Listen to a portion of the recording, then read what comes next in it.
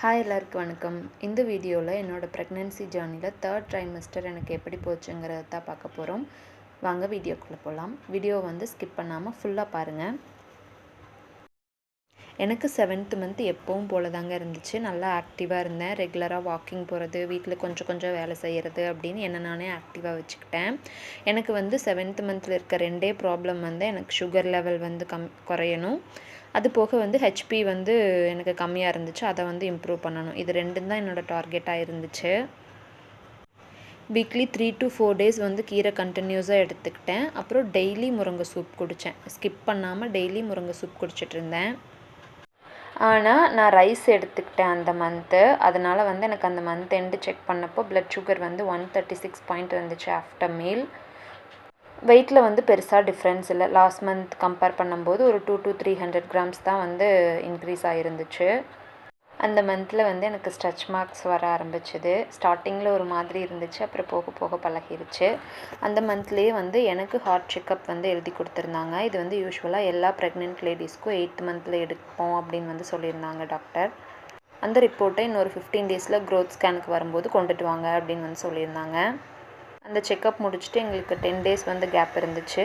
அதில் ரெகுலராக வாக்கிங் போனேன். 1 hour ஒரு நாள் கூட ஸ்கிப் பண்ணவே இல்லை. அது போக ரைஸே எடுத்துக்கல. ரைஸ் எனக்கு மொத்தமாக அந்த 10 டேஸில் ஒரு 1 டே ஆர் 2 டேஸ் தான் நான் ரைஸே எடுத்துக்கிட்டேன். எனக்கு அந்த மந்த் சுகர் லெவல் 128 பாயிண்ட் இருந்துச்சு ஆஃப்டர் மீல்.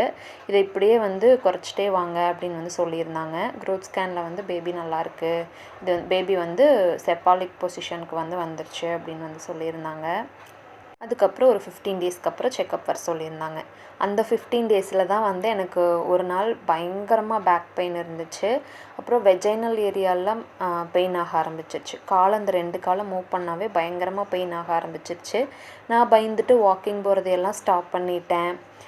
எந்த வேலையுமே செய்ய மாட்டேன், பெட் ரெஸ்ட்டாக தான் இருந்தேன். அந்த 15 டேஸ் கழித்து ஹாஸ்பிட்டல் போகும்போது எனக்கு blood sugar level after meal 137 point வந்துருச்சு. அந்த மந்த் வெயிட் செக் பண்ணி பார்க்கும்போது ஓவராலாக இந்த ப்ரெக்னென்சியில் நான் 10 kgs வெயிட் போட்டிருந்தேன்.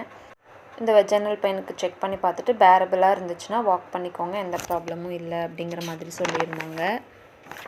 ஆனாலும் நான் பயந்துட்டு அடுத்த செக்கப்புக்கு போகிற வரைக்கும் நான் வாக் பண்ணவே இல்லை. அதுக்கப்புறம் ரைஸ் எடுத்துக்க ஆரம்பிச்சிட்டேன். திரும்ப ஒரு 10 டேஸில் எனக்கு செக்கப் இருந்துச்சு. அதில் ஒரு 4 to 5 டேஸ் ரைஸ் எடுத்துக்கிட்டேன்.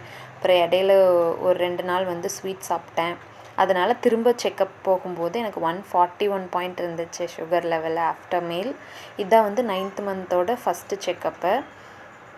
ரொம்ப லேசியாக இருந்துட்டேன். அதனாலேயோ என்னமோ சுகர் லெவல் 141 வந்துருச்சு ஆஃப்டர் மீலு. இந்த தடவை டாக்டர் ரொம்ப ஸ்ட்ரிக்டாக ரைஸே எடுத்துக்க வேண்டாம் டெலிவரி வரைக்கும். அப்படியும் உனக்கு சாப்பிடணும்னு தோணுச்சுன்னா கைக்குத்தலரிசி அப்புறம் வரகரிசி இந்த மாதிரி ட்ரை பண்ணிக்கலாம் அப்படின்னு சொல்லியிருந்தாங்க. நெக்ஸ்ட் செக்கப் இன்னொரு 10 டேஸில் இருக்குது. அதுக்கு இடையிலேயே ஒரு தடவை ப்ளட் சுகர் எவ்வளோ இருக்குன்னு டெஸ்ட் பண்ணிக்கோங்க அப்படின்னு சொல்லியிருந்தாங்க. ஹாஸ்பிட்டல்லேருந்து வந்ததுலேருந்து என்னை நானே ஆக்டிவாக வச்சுக்கிறதுக்கு என்னென்னவெல்லாம் பண்ண முடியுமோ அதெல்லாம் பண்ணிகிட்ருக்கேன். 9th மந்த் ஆஃப் ப்ரெக்னென்சியை சுகர் லெவல் 141 பாயிண்டில் ஸ்டார்ட் பண்ணியிருக்கேன். இனி அப்டேட் எல்லாம் ஷார்ட்ஸில் பார்க்கலாம். தேங்க்யூ.